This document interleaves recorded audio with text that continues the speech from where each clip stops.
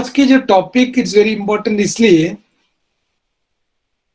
मैं अक्सर मेरी भाषण में मेरी स्पीच में एक दो चीज अक्सर मेरी एक थॉट एक्सपेरिमेंट रहता है। आप लोग का भी शायद हो सकता है, क्योंकि हिंदुस्तान में या पूरी दुनिया बोलो, हिंदुस्तान में बोलो, टिप की जो ग्रोथ है इंस्टीट्यूट के हिसाब से, यानी इदारे के हिसाब से, या समझो पेशा या नौकरी के हिसाब से, बहुत जगह पे पब्लिक को मालूम पड़ा कि बाबा यूनानी कॉलेजेस, यूनानी डिस्पेंसरी, यूनानी मैन्युफैक्चरिंग यूनिट के हिसाब से। लेकिन टिप की जो असल जो हमारी जो पेदी है वो आम पब्लिक तक नहीं पहुंची। और आज के दौर में वो ज्यादा मतलब नुमाइंद तौर पे हमको मालूम पड़ रहा है कि ये चीज बराबर जाना चाहिए था, क्यों नहीं गया, वो बात अलग है। मैं अक्सर इसकी एक सोल्यूशन, ये नहीं कि हम लोग हमेशा बोलते बाबा यूनानी को ऐसा करना, यूनानी को, लेकिन सब लोग शिकायतें बताते या सब लोग प्रॉब्लम बताते। ये भी ठीक है भाई, प्रॉब्लम के साथ एक सोल्यूशन भी तो बताया करो कभी कभी। तो मैं हमेशा एक सोल्यूशन के तौर पे देखते हैं कि हम यूनानी एक पीछे होने की एक मेन वजह, तो यूनानी नहीं, मैं समझता हूँ आयुष जो डिपार्टमेंट है। अभी देखो आप चंडीगढ़ में एक आयुष मतलब एग्जीबिशन चल रहा है। अभी समझो कोविड जैसे खत्म हो जाएंगे, हर स्टेट में ये सिलसिला जारी है। लाखों करोड़ों रुपए उसमें खर्चा करते हैं, बहुत सारे सब्सिडी वगैरह गवर्नमेंट की तरफ से मिलते हैं, फिर भी एक चीज समझ में नहीं आती कि ये वाकई ये सिस्टम को या पेदी को इससे कोई फायदा है क्या? इससे ज्यादा सिस्टम को पेदी को फायदा नहीं है। पेदी को फायदा होता, जैसे अभी हम लोग लेक्चर अटेंड कर रहे हैं, अभी तुम लोग या मैं जो लेक्चर ले रहे हैं, तुम लोग जो सुन रहे हैं, ये ग्रास रूट लेवल है। ये ग्रास रूट लेवल में जब तक हम कुछ नहीं करते तब तक हमको कोई फायदा नहीं, हम लोग इसके ऊपर काम करके, वो सब सरसरी। अब मेरी एक खोज है, मेरी एक सोच में सबसे बड़ा मैं आजकल देखता है कि हम लोग यूनानी वाले परेशान होते हैं कि आपने एक चीज किया हो कि हमने थर्ड ईयर में हमारा एक चैप्टर था, क्लिनिकल चैप्टर, यानी क्लिनिक्स, यानी क्लिनिकली हम लोग कैसे एक एक बीमारी को इवेल्युएट करें, क्लिनिकली हम लोग एक डिजीज को कैसे इवेल्युएट करें। This is the real and right method of tip का, एक राइट मेथड है। अब वो आप अंदाजा लगा के देखो, एक मरीज आए है तुम्हारे पास या अपने जो आज के दौर के जो डॉक्टर के पास, कितने इंटरेक्ट होते डॉक्टर लोग से मरीज से? सब बहुत कम लोग इंटरेक्ट होते हैं, क्योंकि सबका इंटरेक्शन होता है फाइल से। पेशेंट खुद फाइल लेके आते, अगर फाइल नहीं देखे तो मरीज क्या सोचेंगे, डॉक्टर ज्यादा पढ़े लिखे नहीं, ये सब पढ़ना नहीं आता। तो हम लोग अगर पढ़ना नहीं आता तो भी पूरी फाइल के ऊपर इतना गौर फिक्र से देखते ताकि मरीज के साथ में एक इम्प्रेशन क्रिएट। ये उल्टा है बेसिकली। मेरे पास जो पेशेंट आते हैं, मैं बोला रिपोर्ट के हिसाब से इलाज करो कि आपके हिसाब से इलाज करो, आपके लिए इलाज चाहिए कि रिपोर्ट के लिए, पहले बताओ मुझे, बोलो पहले इसको कन्विंस करो। क्लिनिक में तुम्हारे पास कोई भी पेशेंट है, until and unless if patient is not convinced with you, तुम्हारे साथ अगर पेशेंट कन्विंस नहीं है तुम्हारे से, कभी दवा लिखना नहीं। मैं 10-15 मिनट भाषण दे के दवा लिखता हूँ, मैं उनको बोल कि वो भी कन्विंस होना चाहिए भाई हमसे, हमारे सिस्टम से, सिर्फ मेरे से नहीं, मेरे सिस्टम से भी वो कन्विंस होना चाहिए। अब आजकल कितने भी बड़े बड़े तुम स्पेशलिस्ट के पास या कंसल्टेंट के पास जाके देखो, वो कभी पेशेंट के चेहरे पे तक उठा के नहीं देते, उसकी पूरी मुंडी, उसकी सर पूरी की पायल पे रहता है। तो मैं एक चीज मेरी एक सोच में है कि हमारे तिप को बर्बाद करने में, हमारे तिप को नहीं, हम खुद बर्बाद होने में, तिप तो अपनी जगह पे अभी भी सही, तिप को कोई बर्बाद नहीं किया, तिप को हमने बर्बाद किया। और तिप तो बर्बाद नहीं थी, अभी भी माशाल्लाह मस्त है एकदम, उसकी हर चीज अच्छी है। हमने तिप को खुद बर्बाद किया तिप में आके, और जिम्मेदारी तिप को लगा रहे। अब यहाँ तुम उठा के देखो, जितने इन्वेस्टिगेशन नहीं होता था, कल एक पेशेंट आया मेरे पास, मेरी हाई फाई पेशेंट था, उनके अंदर एक फैमिली पूरे साथ में, सब एजुकेटेड लोग, आमने सामने होता रहता है बेशक। तो बोलते हैं डॉक्टर साहब ये ग्लियोमा, खैर इसका रिपोर्ट में है, पेशेंट को थोड़ा सेमी मतलब सेंसेशन और चलने फिरने में प्रॉब्लम। तो उसमें एक दो तीन आदमी तो थोड़ा स्मार्ट था, वो मेरे से थोड़ा सा उलझना मतलब वो सब एलोपैथी डॉक्टर ने बोला ट्रीटमेंट नहीं है, बल्कि मेरे पास है। मैंने उनको फिर उसने मेरे से पूछा कि आप लोग की जो ट्रीटमेंट की मेथड क्या है, डिजीज को कैसे डायग्नोसिस करते हैं, ये करते हैं। डिजीज को डायग्नोसिस करने की मेथड जो है, जो भी स्कैनिंग हो, एक्सरे हो, एमआरआई हो, ब्लड रिपोर्ट, ये एलोपैथी का या एलोपैथी सिस्टम ऑफ मेडिसिन का सिस्टम, एक साइंस का, एक फिजिक्स का एक योगदान है। फिजिक्स का एक गिफ्ट है वो दुनिया के लिए। ये नहीं कि एलोपैथी वाले ये नहीं बोल सकते कि ये हमारा है, ये यूनानी वाले इससे ये देख नहीं सकते, होम्योपैथी वाले इसके थ्रू बीमारी को डायग्नोसिस, ये this is not belongs to any system, ये सबके लिए वो एक साइंस है, वो फिजिक्स है। वो फिजिक्स के थ्रू एक मशीन इजाद किया, वो कोई भी इस्तेमाल कर सकते, जैसे टेलीफोन के जैसे, स्मार्टफोन के जैसे। अब उसने पूछा कि आप लोग कैसे मालूम करेंगे बीमारी कहाँ पहुंची, किधर है, क्या है। मैंने उनको बोला बीमारी ये सब होने से पहले बड़े बड़े डॉक्टर टाइफाइड डायग्नोसिस करते थे, नर्स पकड़ के, पुराने जो डॉक्टर्स थे अपेंडिक्स डायग्नोसिस करते थे, किडनी स्टोन की तरीके और उसकी सब चीज के डायग्नोसिस करते थे। क्योंकि हमारी 5 सेंस ऑर्गन और हमारे तको इतना परफेक्ट था एक मशीन ना होने की वजह से, कि हमने मशीन के ऊपर डिपेंड नहीं था। तो वो चीज अभी खत्म हो गया। उसको इल्जाम हमारे सिस्टम के ऊपर इल्जाम मत लगा, तुम अभी तुमको नहीं मालूम इसलिए यूनानी वाले को डिजीज पर। यूनानी वाले क्या, अगर एक्सरे स्कैनिंग एमआरआई निकाल के देख के एलोपैथी एमडी डीएम डॉक्टर के पास बोल जाके एक बीमारी डायग्नोसिस करके बताओ। मैं समझता हूँ हमारे जो भाई लोग जो बियोमा, ये जो यूनानी वाले जो कैफियत के भाई लोग हैं, उनकी 1% भी डायग्नोसिस नहीं कर सकते। कम से कम यूनानी हकीम तो इतना तो बोल सकते हैं, भाई मेरे मरीज थोड़ा गर्म है, मेरी मिजाज में, मेरी मरीज की मिजाज में सफरावियत है, इसको गर्म दवा मत दो, इसकी थोड़ा सा सौदावी है, थोड़ा सा मैलंग। इतना तो मैं समझता हूँ दुनिया में हम आगे रहो तो अगर सबके हाथ से अगर ये एमआरआई एक्सरे ये लेबोरेटरी अगर खींच लिया होता। अब एक चीज सोच के देखो, इतनी सारी हमारे पास फैसिलिटीज आ गया, डायग्नोसिस अभी भी कोई नहीं करते। डायग्नोसिस किसको कहते हैं? What is mean by diagnosis? बीमारी का नाम रखना डायग्नोसिस नहीं है। डायग्नोसिस का मतलब सबब है, सबब मशीन नहीं बता सकते, मशीन ओनली दे से द सिम्टम्स। सो वो आदमी बोला आप लोग कैसे फाइंड आउट करेंगे? मैं बोला देखो हम लोग के ये नहीं, तुम हमारे सिस्टम को तोलने नापने के लिए या हमको थोड़ा सा नहीं गया अपने आप को स्मार्ट साबित करने की सवाल है मुझे मालूम। मैंने उनको बोला हमारे गांव में जो नारियल खराब होते तो नारियल के ऊपर ऐसा ठोक के बताते खराब है, या कुछ हाथ में लगा के, तो उसमें एक आदमी था, हाँ हाँ हमारे गांव में मेरे अब्बा हाथ में उठाते बोलते नारियल खराब है। अगर आजकल की जनरेशन में एक नारियल हाथ में देखो, जब तक उसको डाइसेक्ट नहीं करेंगे, उसको तोड़ेगा नहीं, या उसको एमआरआई नहीं करेंगे, उसको एक्सरे नहीं करेंगे, उसको समझ में नहीं आते नारियल के अंदर पानी है क्या नहीं। तो मतलब ये क्या है? ये कोई मुजिजत या ये उसको कोई ये कोई ये दिया है कि उसको करामात थोड़ी दी है उसको। जिसे मटका बेचने वाले मटका मतलब बोलते टम टम टम टम, हाँ बोला ये अच्छा है ये लेके जाओ। अगर ये टोका टक टक, तो आवाज से सब उसको पहचान आते कि इसकी आवाज से ये टूटा है कि आवाज से, आंख से नहीं, आवाज से समझ में आती है टूटा है कि नहीं। हाथ से उठा के समझ में आते ये ओरिजिनल है कि नकली है कि। ये एहसास हमसे कम हो गया उसकी मशीनरी हाईली मैकेनाइज चीज की वजह से। आज से 15 साल 20-25 साल पहले हम लोग को कितना मोबाइल नंबर याद था मालूम? मैं समझ, मुझे तो कम से कम 25 नंबर याद था। मेरी फैमिली, मेरी फैंस, मेरी कजिन्स, मेरी जो टीचर्स जो भी हो, अभी सिर्फ मेरा नंबर के अलावा, और मेरी बीवी का नंबर, मेरी बीवी का नंबर इसलिए याद रखा, अगर वो भी नहीं मालूम हो तो फिर प्रॉब्लम हो जाती। कुछ लोगों का किसी का नंबर नहीं मालूम, ढूंढना पड़ता है, घुमाना पड़ता है, घुमा घुमा यस लगाओ। क्यों हुआ ऐसा? इससे पहले तो अभी नहीं, कहाँ गया?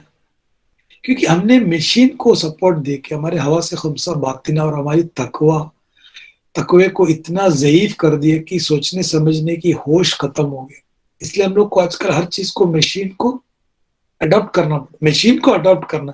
जो नए नए जो हम लोग लेक्चर स्टार्ट किए थे उस टाइम पे सबसे ज्यादा मसला मेरे साथ जो हेल्थी वेव के साथ ये था कि ग्रुप में एक रिपोर्ट भेज देते, एक रिपोर्ट डाल देते, बोलते हकीम साहब रहनुमाई फरमाइए।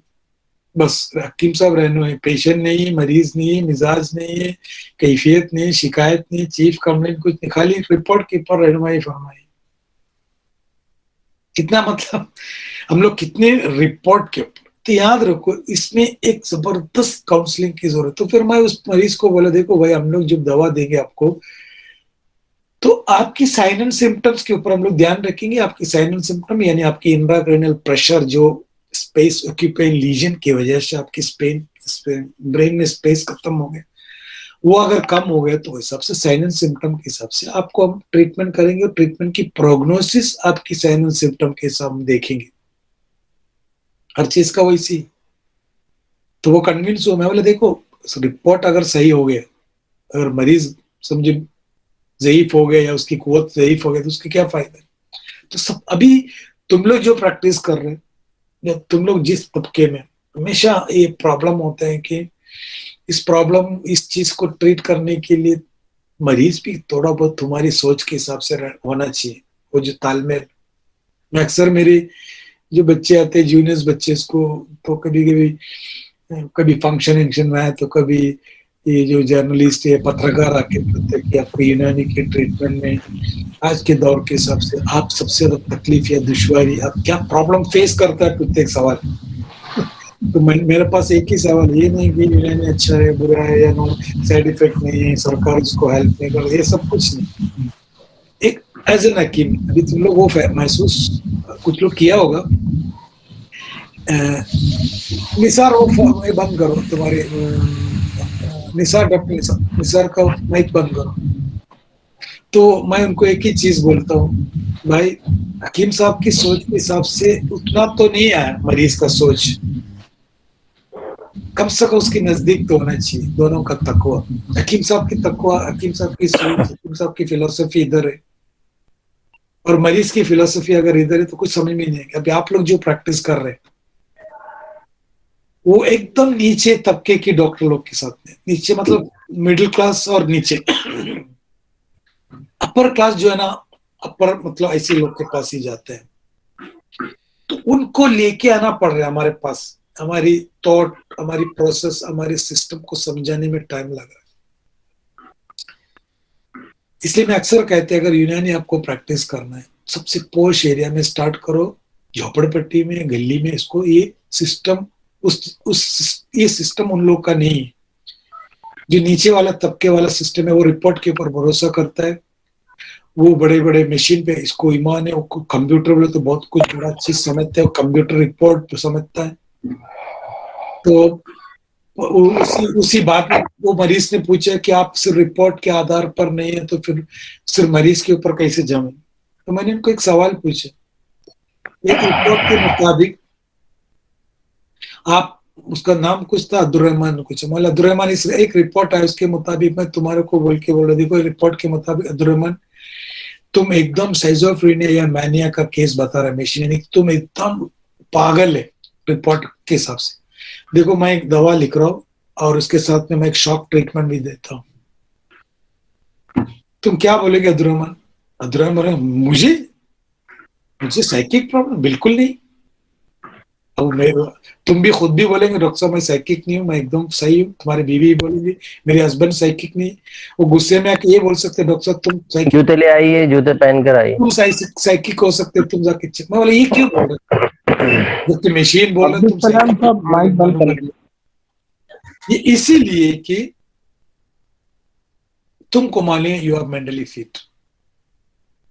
सबसे बड़ा सर्टिफिकेट कहां से आया? तुमसे, मशीन से नहीं। ये हर जगह पे ये सर्टिफिकेट मरीज को देने में मतलब काबिल, मतलब वो ये क्यों नहीं हो रहा गट्स? जैसे अभी तुमको इन्वेस्टिगेशन में डॉक्टर बता रहे 3 ब्लॉकेज है टीबीडी। अब मरीज को पूछे डॉक्टर साहब अगर हार्ट ब्लॉकेज अगर है तो चलने फिरने में, सीने में दर्द होना चाहिए, तकलीफ होना चाहिए। डॉक्टर साहब मुझे कोई तकलीफ नहीं, 100% मुझे मालूम है या तो आपके इकोकार्डियोग्राम सही नहीं, जो रिपोर्ट लिखने वाला सही नहीं। मुझे मेरे ऊपर भरोसा है, I know I am fit heart, क्योंकि मैं शाम में भी एक शटल खेला बच्चे लोग के साथ में, इधर इधर घूमे, कोई प्रॉब्लम नहीं। तो ये चीज अभी पढ़े लिखे लोग अडॉप्ट किया। और जो अनपढ़ या जो तकवा कम है वो समय तो मैं गलत हो सकता है लेकिन मेरा रिपोर्ट गलत नहीं होता, यानी मैं गलत हूं, मशीन सही है। इसी वजह से आज आप उठा के देखो, हिंदुस्तान नहीं पूरी दुनिया में इतनी सारी इन्वेस्टिगेशन होने के बावजूद हिकमत आगे क्यों नहीं बढ़े? हिकमत चार चांद लगाना चाहिए ना। बोलते ना, घोड़े को अगर सींग आ गया तो क्या होता है, या बंदर को अगर सीढ़ी दे दी है।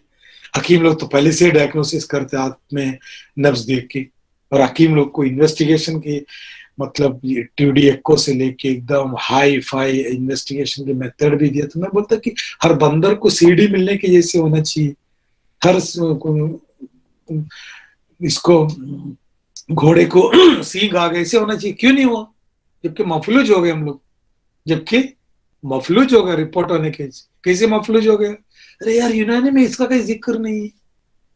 यूनानी में यूरिक एसिड का जिक्र किधर है? अल्कानी में बता तो मुझे, यूनानी में ईएसआर का जिक्र किधर है? यूनानी में ट्राइग्लिसराइड का जिक्र का है, यूनानी में टीएसएच का जिक्र का है, यूनानी में कोई चीज की इन्वेस्टिगेशन की कोई जिक्र यूनानी में नहीं है। तो सोच के देखो, आज के दौर के हिसाब से, आज के दौर पर तो रिपोर्ट ही है, इस दौर में हम लोग इलाज कैसे करोगे? अरे भाई, रिपोर्ट का कोई जिक्र ही नहीं, कोई गुमान नहीं है, कोई ऑथेंटिक किताबों में अगर कोई अच्छी अक्ल वाला अगर मैं रहा तो जो एक मरीज समझो, या मैं एक मरीज की जगह एक होश वाला, एक तकवा वाला मरीज बड़ा डायलॉग मारता है, यूनानी ऐसा करता है वैसा करता है। मैं सिर्फ एक सवाल पूछा होता है, तुम्हारी किताबों में एक जगह पे कोई भी लिटरेचर में या कोई भी मैन्युस्क्रिप्ट में बताओ कि तुम्हारी आज की साइंस के हिसाब की जितनी भी टर्मिनोलॉजी कहीं लिखा है क्या? नहीं, नहीं बोल सकते हम। यूरिक एसिड की दवा ये यूरिक एसिड के लिए अच्छा है, दवा अगर किसी ने दे दिया हकीम साहब, तो हकीम साहब से पूछे यूरिक एसिड, हकीम साहब दुनिया तुम्हारी किताबों में कहीं जिक्र नहीं, तो फिर आप किस लिहाज से दवा दे रहे? तब हकीम साहब बोलेंगे, इसके अगर तकवा वाला हकीम साहब अगर है तो हकीम साहब बोलेंगे यूरिक एसिड हमारे तिब के एतबार से एक सफरावी इश्यू है। क्या आपको कैसे मालूम पड़ा सफरावी? मैं आपकी साइन एंड सिम्टम पूरा सुना, आपने बताया मुझे रात में थोड़ा आराम है, दिन में मुझे तकलीफ है। रात मतलब बलगमी यानी कि मून, दिन में आराम है यानी सन, रात में हरारत में उसको तकलीफ हो रही, थोड़ा बहुत समझ में आया मुझे ये गर्म बीमारी है। बाद में आपने बताया कि चलने में बीमारी बढ़ रहा है, आराम किया तो अच्छा होता, तो और अगेन मुझे कंफर्म हो गया ये अमराज हार है। फिर आप बताया एकदम लाल है, एकदम शार्प शूटिंग पेन, अरे अरे, तो ऐसा लगता है कुछ आग लगी है, अंगार लगी है, आग जैसे लग रहे। तो मुझे ऐसा लग रहा है सफरा भी लग रहा है, हिद्दत और शिद्दत ज्यादा है बीमारी में। ये बात बता रहे कि जागने से मुझे तकलीफ बढ़ता है। अरे जागना यानी अगेन बॉडी गर्म हो रहा है।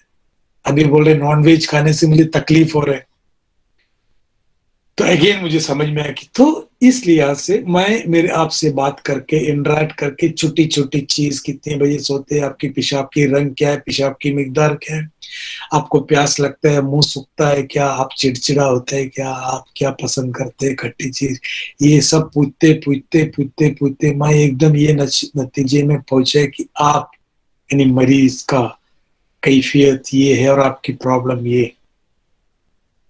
अगर मैं आपको अगर मैं आपको एक मशीन में बेच के आपकी यूरिक एसिड को डायग्नोसिस किया,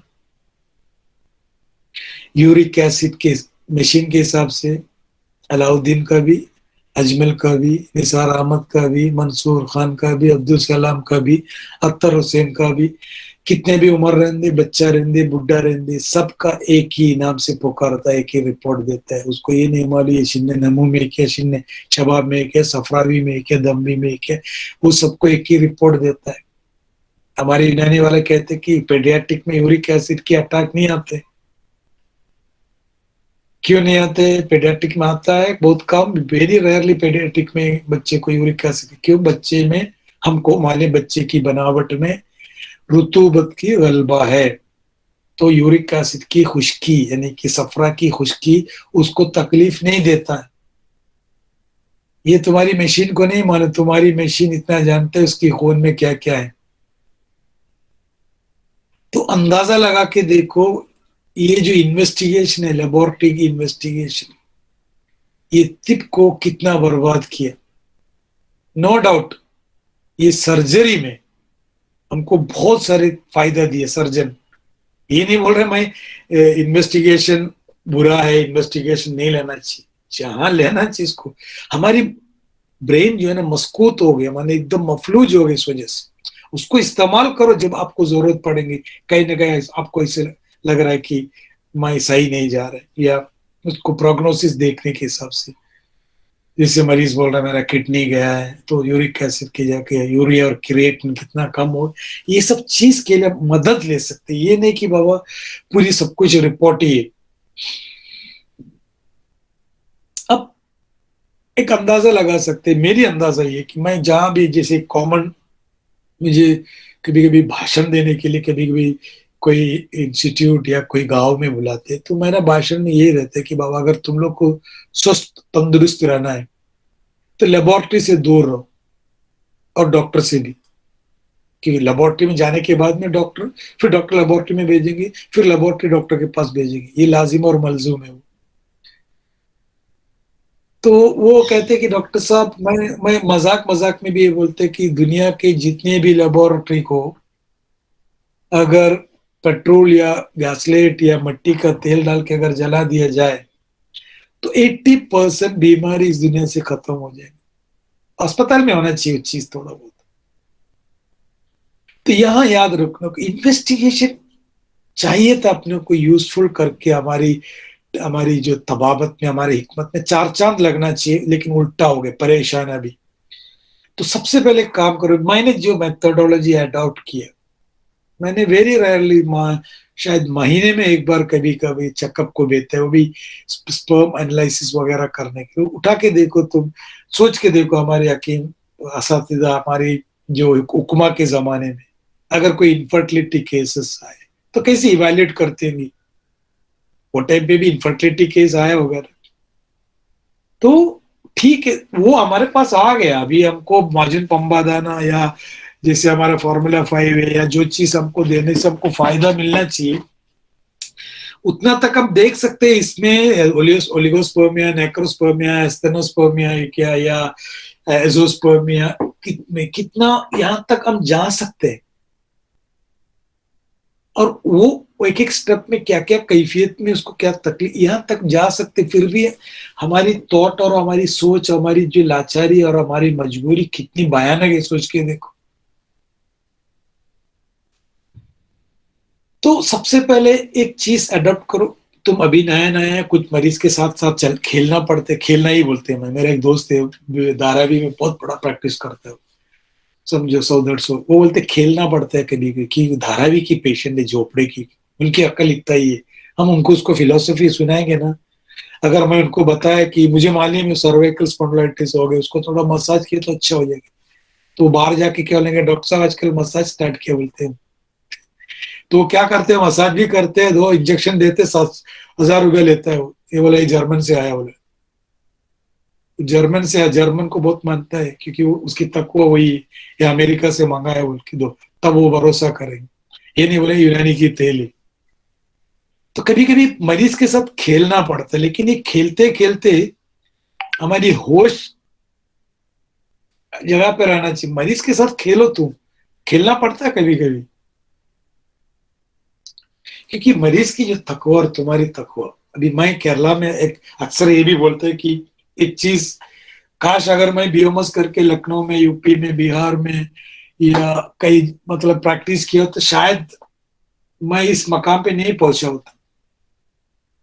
ठीक है, तुम लोग के जैसे समझो कहीं ना कहीं प्रैक्टिस कर रहा होगा। एक चीज जो मेरे मकाम, जो केरला की जो मकाम, जो जबकि यहाँ कोई यूनानी की नामो निशान नहीं था, पूरी आयुर्वेदा आयुर्वेदा आयुर्वेदा। उस जगह पे 92 में मैं पास आउट हो गया, किसी को मालूम नहीं, मतलब यूनानी में डिग्री पूछता था। लेकिन पब्लिक के जो, यहाँ की जो आवाम की जो सोच था, वो थोड़ा हाई था। क्योंकि यहाँ केरला तो हाईली एजुकेटेड है, तो एजुकेशन की वजह से इनके अंदर ऑलरेडी एक अवेयरनेस था। यानी कि मॉडर्न मेडिसिन के साथ जो जो या मॉडर्न मॉडर्न मेडिसिन जो हमारे साथ जो खेल रहा है, खेलना ही बोलो, जो इन्वेस्टिगेशन, अगले एक इन्वेस्टिगेशन बाकी और एक नया इन्वेस्टिगेशन निकालना, ये जो इन्वेस्टिगेशन का खेल जो खेल रहे हैं हमारे साथ, ये पहले से ही समझो केरला वगैरह जगह पे पब्लिक को थोड़ा अवेयरनेस आ गया है। ये लोग जो बोलते हैं ना, कोई पिक्चर में बोलते हैं ना कि संजय दत्त सन्नी देओल तारीख पे तारीख, तारीख पे तारीख बोल के चिल्लाते, वैसे रिपोर्ट पे रिपोर्ट, रिपोर्ट पर रिपोर्ट, कब तक रिपोर्ट लेते जाए। तो इसके लिए क्या है सोल्यूशन, क्या अभी जो न्यू जनरेशन डॉक्टर्स जो है, न्यू जन, वो ज्यादातर यूनानी में इंटरेस्टेड है, लेकिन मैं उनको मेरे तरफ से एक नसीहत है, उनके तरफ से मेरी एक एडवाइस ये है कि भाई कोई भी उठा के आम देता फाइल, मरीज तुम्हारी टेबल में लाके रखेंगे फाइल, और मरीज खुद तुम्हारी फाइल खोल के उसकी उंगली से घुमा के तुमको एक एक हाथ बताएंगे, देखो ये बड़ा है, ये बड़ा है, ये बड़ा है, क्योंकि आज जब से सोशल मीडिया आ गया तब से ज्यादा स्मार्ट है वो। तो मरीज को कितने भी बड़े मरीज नहीं, वो मैं बोला फाइल देख के ट्रीटमेंट करो, तुमको देख के ट्रीटमेंट करो। फाइल को ट्रीटमेंट चाहिए तो तुम क्यों आए, तुमको ट्रीटमेंट चाहिए तो फाइल क्यों दिखा, फाइल दिखाओ उसको, पेशेंट को ऐसे बोलो भाई जैसे तुम अदालत में पहुंच गया। अदालत में पहुंचते सबसे पहले माननीय जज साहब, ये देखो ये सब प्रूफ मैंने लाया हूं, आप जरा इसके ऊपर आप इसकी कार्रवाई सुनवा दीजिए। तो जज क्या बोलेंगे, अरे भाई पहले तो आर्ग्यू तो करो, किस मकसद के लिए आया है, किस चीज के लिए आप आया है कोर्ट में, थोड़ा डिबेट तो चालू करो, थोड़ी बातें बताओ, तुम्हारी तकलीफें बताओ, तुम्हारी इश्यूज बताओ, तुम्हारी क्या क्या है। बाद में अगर जरूरत पड़े तो मैं पूछूंगा तुम्हारे हाथ में कोई सबूत है या कोई निशानी है तो पेश किया जाए।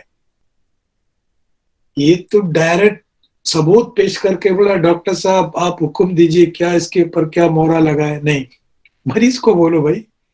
तो मरीज तब जो होश में आते हैं। भाई यही पूछते हैं मेरे डायलॉग, कोई भी आधा सादा आदमी भी समझता है, मैं उनसे क्या पूछते हैं, बोलो भाई क्या है, तुम अगर अदालत में गए तो जज की टेबल में सबसे पहले सबूत, जज अगर पूछे तभी, तब तक मरी वकील भी इजाजत लेते वकील साहब से, जज से, जज साहब मेरे पास अगर आप चाहे मैं इसका भी सबूत पेश कर सकता है, ये मेरे पास है। तब मरीज को अक्ल आते, सही बोल रहे डॉक्टर साहब, मैं डायरेक्ट सबूत पेश कर रहा है, मैं डायरेक्ट रिपोर्ट भेज रहा है, मैं डायरेक्ट रिपोर्ट सा। तो हमेशा, अभी तो आदत हो गई मरीज को भी, अजमल के सामने आप जाते ही रिपोर्ट टेबल पे मत डालो, उठा के फेंक देंगे, तो पीछे पकड़ता है या एकदम पीछे वाला बाइस्टैंडर थैली में छुपा के रखता है।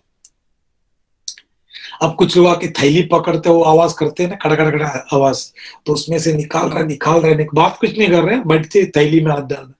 मतलब थैली में क्या लाया, दर्द, कमर दुख रहा है डॉक्टर, कमर थैली में क्या, नहीं किधर, इधर तो कमर तो दिखाओ, थैली बाद में दिखाओ। अब कमर में हाथ डाल रहे हैं, यूरिक एसिड के लिए भी थैली में हाथ डाल रहे हैं, हार्ट पेन के लिए भी थैली में हाथ डाल रहे हैं। ये चीज आपको मेरी बात इतनी मामूली सी लगेगी, ये चीज कितनी गहरा, मतलब कितनी डेप्थ में जाके सबको इन्फ्लुएंस हो चुके हैं आपको। मैं ऑब्जर्व करता हूँ मरीज को, यू तो आपको तकवा बढ़ने के लिए बच्चे कैसे रहते ऑब्जर्व करते हैं, छोटे छोटे बच्चे, मतलब उसके ऑब्जर्वेशन देखो। हम लोग तो खोए खोए दुनिया भर के टेंशन लेकर, हमको ऑब्जर्वेशन का टाइम ही नहीं मिलता। मैं कोई भी मरीज आया तो मैं एकदम मुस्कुरा के सब हाथ हाथ बात, मैं मरीज को एक आधा घंटा, कभी कभी पेशेंट पूछते डॉक्टर साहब क्या देख रहे, मैं आपको स्कैनिंग कर रहा हूँ, मरीज को देखते रहता हूँ, मैं देखते रहता हूँ, उसकी हरकत देखते रहता हूँ, मेरे को फिर हंसी आते, फिर मैं हाथ डालते थैली में, फिर उसको समझ में आते ये अच्छा फिर ठीक है थैली सब रेत दो, वो खुद फेंकेंगे, फिर बोलेंगे डॉक्टर साहब मुझे 15 साल से ध्यान दो करे, 15 साल से डॉक्टर साहब मुझे डिस्क में प्रॉब्लम है। कौन बोल रहे हैं, 70 ईयर 60 ईयर दादी माँ। बोले दादी माँ तो मेडिकल में कब गए थे, इतनी उम्र हो गई। मैं मेडिकल अभी नहीं बना बेटा। नहीं डॉक्टर साहब आपको जो आपने एक इंग्लिश वर्ड इस्तेमाल करे डिस्क, वो आपको कहां से मिला। मरीज भी भटक गया ना रिपोर्ट के, मरीज बोलना चाहिए डॉक्टर साहब मुझे कमर दुख रहा है पीछे से नीचे तक आ रहा है। तो ये चीज ध्यान रखो, रिपोर्ट कोई भी आने दो, रिपोर्ट देखो, 100% रिपोर्ट देखो, रिपोर्ट देख के भी, क्योंकि मैं रिपोर्ट देख देख के, रिपोर्ट आके मरीज को बोले साइड में रखो, क्योंकि मुझे मेरे हिसाब से सोचने दो, मुझे मेरी अक्ल चलाने दो, मशीन की अक्ल नहीं। मैं मशीन देखूंगा, नहीं तुम बोलेगे डॉक्टर साहब कुछ देख रहे हैं, मैं मशीन देखेंगे, रिपोर्ट देखेंगे, सब करेंगे, मुझे थोड़ा सोचने का मौका दो, मेरी मेरी मेरी एक फिलोसफी, फिर उसके हिसाब से स्टार्ट करो, मरीज से पूछो। तो यहाँ मेन याद रखने का, क्लिनिकल चैप्टर की इंपॉर्टेंस का, तब मैं समझता हूँ बीओएमएस में, एमबीबीएस में, आयुर्वेदिक में क्लिनिक नहीं पढ़ाना चाहिए, कि क्लिनिक कोई पूछता नहीं है ना, सब रिपोर्ट देख रहा है, तो फिर क्लिनिकल चैप्टर की क्या जरूरत है, जबकि यूनानी में सबसे ज्यादा क्लिनिकली इंपॉर्टेंट है। क्यों?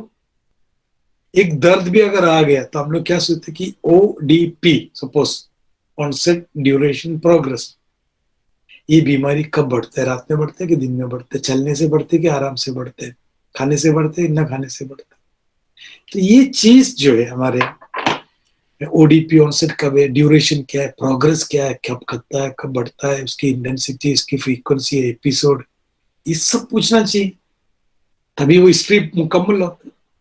अब मैं समझता कितनी देर तक तुम हिस्ट्री लेंगे उतनी तुम्हारी डायग्नोसिस परफेक्ट रहेंगे। मरीज अगर तुमको पूछे डॉक्टर साहब रिपोर्ट देखो, रिपोर्ट देखेंगे, एमआरआई भी देखेंगे, क्यों मेरे को मेरे वो भी कंप्यूटर है, कौन सी एमआरआई, पेशेंट को बोलो, अगर जो अनपढ़ गवार है पेशेंट को बोलो वो कंप्यूटर ठीक है, वो कंप्यूटर बनाने वाला इंसान हूँ, तो मैं कौन हूँ?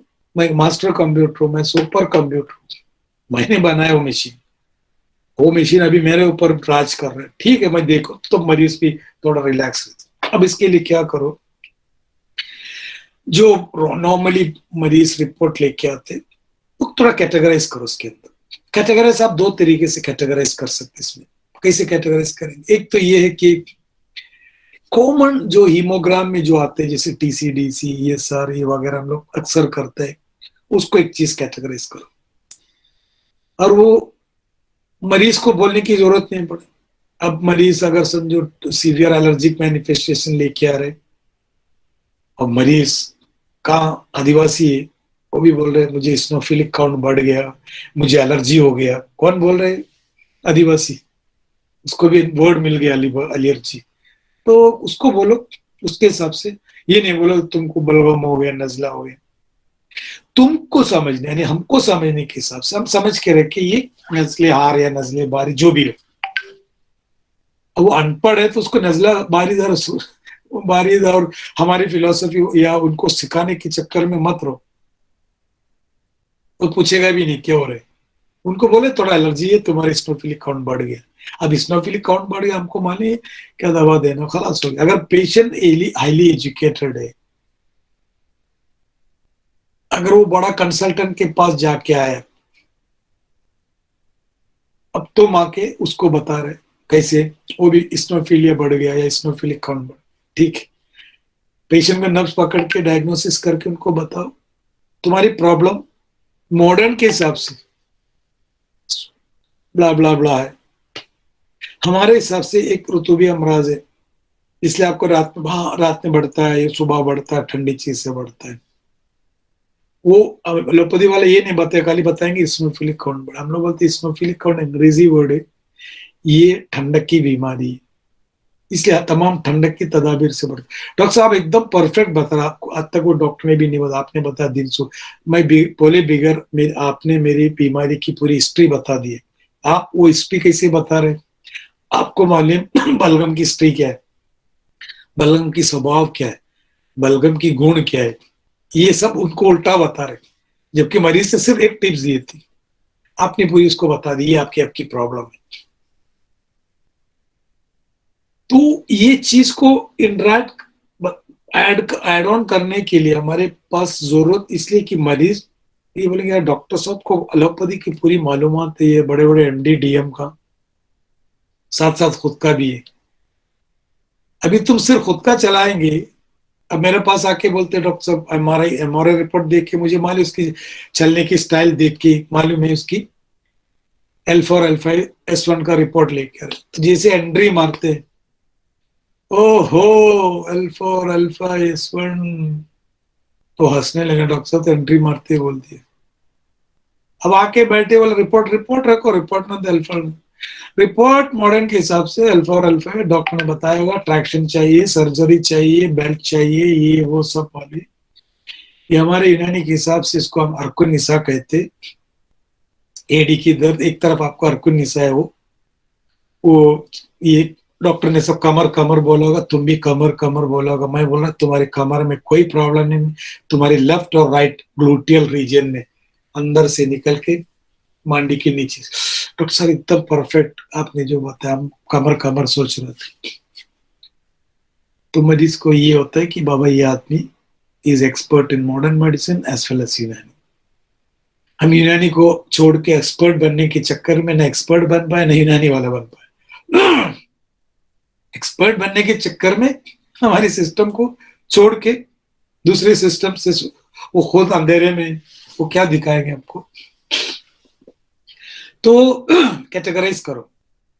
तो कैटेगराइज करने के लिए एक इजी मेथड, एक तो मेथड ये है कि एक डिडक्टिव मेथड है, एक इंक्लूसिव मेथड है। डिडक्टिव मेथड में आप एक काम कर सकते हैं कि जितने भी इमोग्राम, जितने नॉर्मल इन्वेस्टिगेशन आते हैं, TC DC ESR, उसमें क्या क्या चीजें बढ़ने से, कौन सी खिल से हम उसको कोरिलेट कर सकते हैं। ओके, LFT सवाल ही नहीं, वो डायरेक्ट हम लोग को चले जाते किधर, जिगर के ऊपर। जिगर के ऊपर चले जाते, उसके आगे नहीं जा सकते कि कुछ भी उठा के लिख देता LFT खराब है, LFT खराब है भाई, लेकिन LFT अगर खराब हो गया, जिगर खराब है, तो किससे लात, किसका लात पड़ा, ठंडी का लात है कि गर्मी की लात पड़ा, तभी तो सही हो सकता है ना। यानी गर्मी की वजह से लीवर खराब हो कि सर्दी की, तभी तो दवा दे सकते, नहीं तो सबको अब्बे कभी नौशादरी देना पड़ेगा, सबको अब्बे कभी नौशादरी, सबको देवी दिलवा, ये नहीं होना चाहिए। जिगर अगर बरूदत आ गया जिगर में सपोज, तो उसको हम लोग क्या कहते हैं, जिगर में बरूदत आ गया तो ज्यादातर उसको बलगमी में गिनता है। किसी को जो बर्स आ गया ल्यूकोडर्मा, ओके, ल्यूकोडर्मा में दुनिया के तमाम चेकअप कराओ तो उसकी बॉडी में कितने भी इंट्रासेलुलर एक्स्ट्रासेलुलर सब फ्लूइड उठा के पूरी की पूरी सफेद भी हो गया, ब्लड रिपोर्ट नॉर्मल रहता है, ब्लड रिपोर्ट नॉर्मल रहता है। अब यूनानी वाले क्या बोलेंगे, बलगमी अमराज है, तो बलगम किधर है, बलगम कम हो रहा, जिगर में बरूदत का गलबा हो गया, नहीं इसको गर्म दवा की जरूरत पड़ती है। ये हमारी इन्वेस्टिगेशन है। तब हम गरम गरम दवा की, जिगर को तहरीक दे, जिगर के अंदर हरारत दे, जबकि ज्यादातर हम लोग जिगर में ठंडक दवा देते, जिगर को ठंडा करो, देवी दिलवत, शरबत दीनार, किसनीसी, अनारेन, अनार, जवारी शरमस, आलू बुखारा, जवारी शामला, सब ठंडे ठंडे दवा हम लोग पढ़ के रखे। ये मुकव्वी जिगर है, क्योंकि जिगर ऑलरेडी गर्म है, इसलिए कोई भी ठंडा जिगर और मैदा और कल्ब के लिए अच्छा है। तो यहाँ बर्स में चाहिए अब्बे कभी नौशादरी, देवी दिलवत नहीं चाहिए, या फलासफा चाहिए, या अजराकी चाहिए कि जिगर को तहरीक दे। तो कुछ जगह पे LFT नॉर्मल रहते हैं, कभी कभी CF लीवर में भी LFT नॉर्मल रहता है, कभी कभी सीरोसिस में भी LFT नॉर्मल रहते है, कभी कोई पेशेंट में कुछ जगह पे कुछ प्रॉब्लम नहीं, पैदाइशी SGPT SGOT 1200-1300 के ऊपर जाते हैं, ग्लाइकोजन इंटॉलरेंस बोल की बीमारी आती है, बच्चों में होती है, पेट फुला रहता है, मतलब सॉरी ये ट्राइग्लिसराइड वगैरह बहुत हाई रहते, 1200-1300 रहते ट्राइग्लिसराइड, और ये जो SGPT SGOT 100-150-250 तक चले जाते। यहाँ कभी कभी मरीज को कोई इश्यूज नहीं, कभी कभी मरीज को कोई प्रॉब्लम, जैसे भी थायराइड की इश्यूज आ गए, थायराइड की स्वेलिंग है, बड़ा इतना बड़ा स्वेलिंग हो गया खंडों वाला, ब्लड पिक्चर नॉर्मल, डॉक्टर बोले उठा के फेंक डालो, फिर एल्ट्रोक्सिन देते हैं। कुछ यहाँ नॉर्मल, कोई प्रॉब्लम नहीं है पेशेंट को, एकदम नंबर 1 गला, लेकिन T3 T4 सब डिस्टर्ब है, नो क्लिनिकल सिम्टम्स, लेकिन मरीज का रिपोर्ट बराबर। तो नॉर्मल जो रिपोर्ट में टीसी डीसी ईएसआर ये सब चीज को अलहदा करो, वो एक मेरी कैसे ईएसआर, ईएसआर तो मॉडर्न में ईएसआर कब बढ़ते हैं, एरिथ्रोसाइट सेडिमेंटेशन रेट, वो सेडिमेंट होने की रेट। कोई भी बॉडी में कोई भी आदमी बीमार पड़ता है, बीमार इन द सेंस क्रॉनिक बीमार, एक्यूट में ज्यादातर ईएसआर नहीं बढ़ते। अगर एक हफ्ता भी आपको ब्रोंकाइटिस हो गया, खांसी आ गया, तो ईएसआर है। रोमैटिज्म में ईएसआर बढ़ेंगे, कॉक्स ट्यूबरक्लोसिस में ईएसआर बढ़ेंगे, सीए केसेस में, ज्यादातर केसेस में ईएसआर बढ़ता है, एसएलई में बहुत सारी जगह पे ईएसआर बढ़ता है, क्रॉनिक पैरेक्सिया अननोन ओरिजिन में भी। तो ईएसआर बढ़ने के बाद में यूनानी में तो ईएसआर का जिक्र है, तो हम लोग उसको कोरिलेट कैसे करेंगे?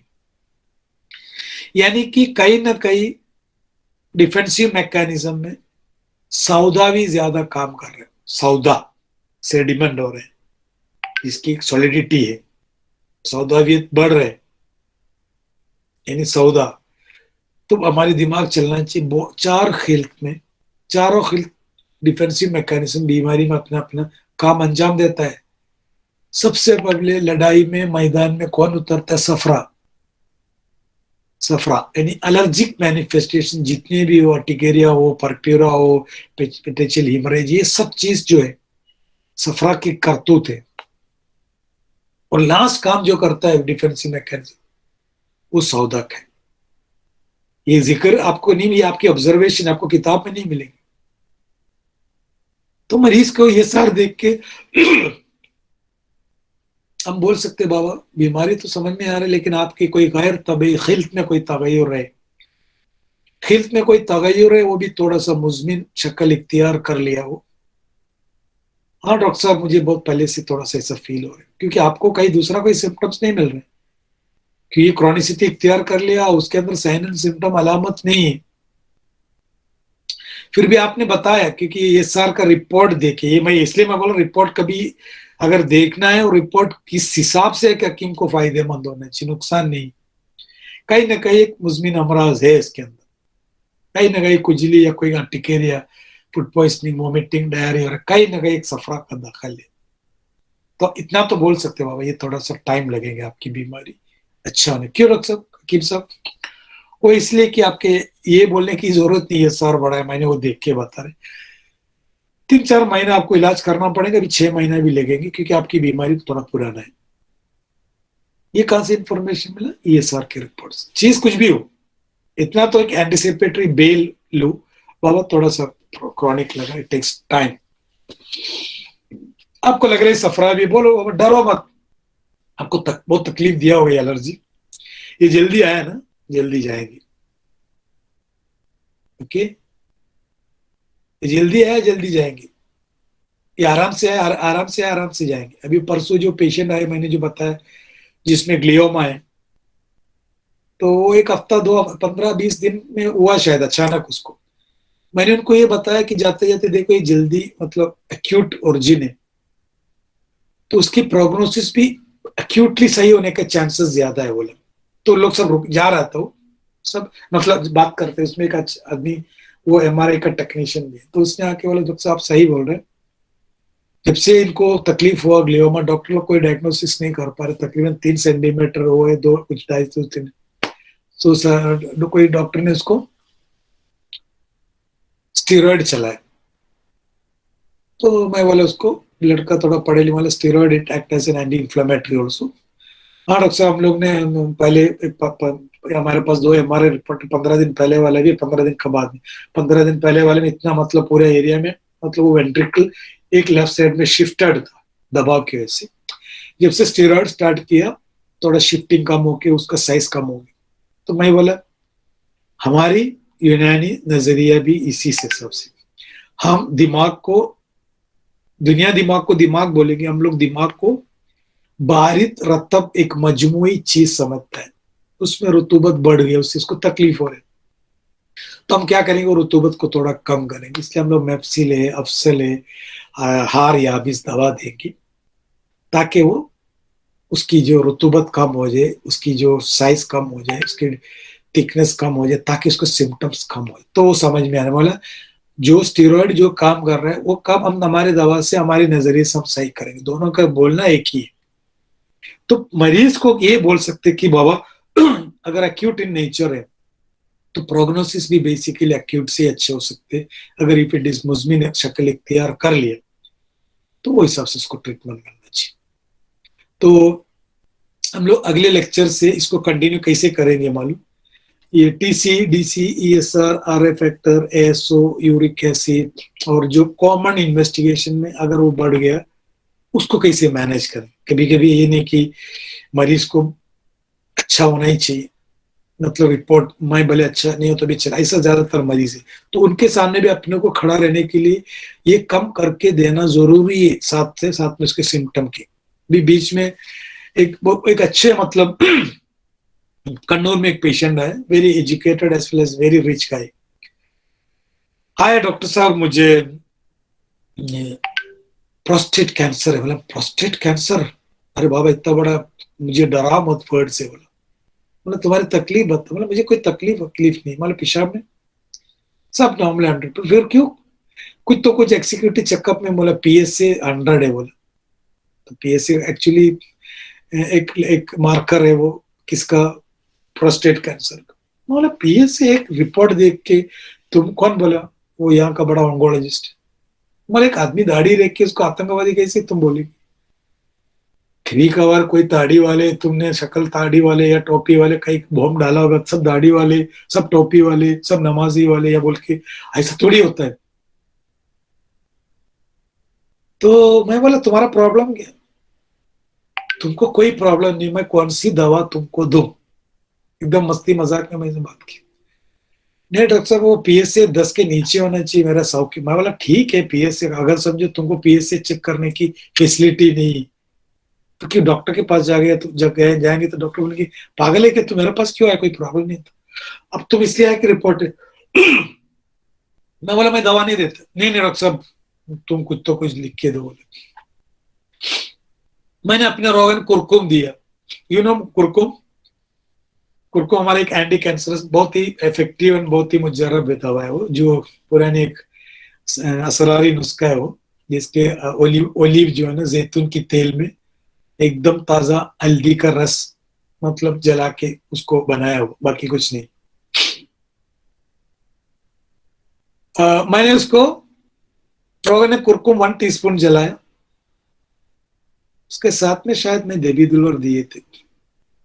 मैं बोले ये खाओ। बोले 15 दिन के बाद चेक करो। 15 दिन में 50 या 40 पे आ गया, और 1 महीने के अंदर वो 10 के नीचे आ गए। ओके, तो थोड़ा खुश था। खुश था, लेकिन उसके चेहरे से ऐसा लग रहा है ये खुश है, खुश भी है, इसके दिमाग में खुशकी है, यानी कि क्वेश्चन मार्क है इसके दिमाग में। क्या क्वेश्चन मार्क है? रिपोर्ट तो सही हो गई, लेकिन मेरा कैंसर सही हो गया क्या?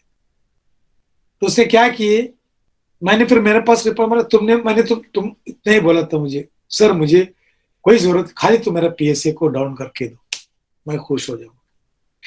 मैं पीएसए डाउन करके दिया, 10 के नीचे है। फिर वो क्या किया बोले आदमी ने, उसने पुरानी ऑन्कोलॉजिस्ट नारायण कुट्टी वारियर बोल के एक डॉक्टर के पास चले गए। सर बोला ऐसा नहीं हो सकते, बोले कभी हो ही नहीं सकते। बोले फिर मेरे पास है। बोला क्यों है? सर ने बोला ऐसा नहीं। बोला बाहर मेरी कंसल्ट्री में आना नहीं। बोला मेरे से खेलो मत, बोला मैंने ये लफ्ज इस्तेमाल की। उसके बाद में बहुत कोशिश किया वो मुझसे कंसल्ट करने की, मैंने उसको कंसल्ट अपॉइंटमेंट नहीं दिया। मेरे ऊपर पहले भरोसा रखो। भरोसा हाँ बोला तो लेकिन तुम यानी कि इतबार से मुनाफिक है। ईमान उधर ही है अभी भी। ये काम हमने करके दिया, फिर भी उसके बाद पे भरोसे क्यों, ऐसा कैंसर नहीं जाता।